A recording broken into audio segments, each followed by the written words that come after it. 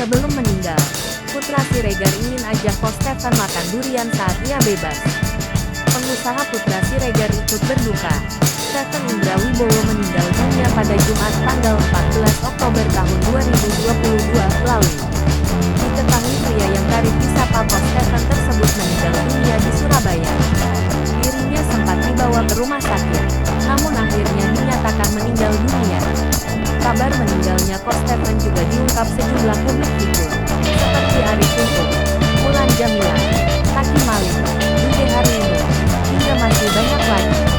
Putra Siregar mengatakan ada hal yang akan dilakukan bersama dengan Ko Stefan.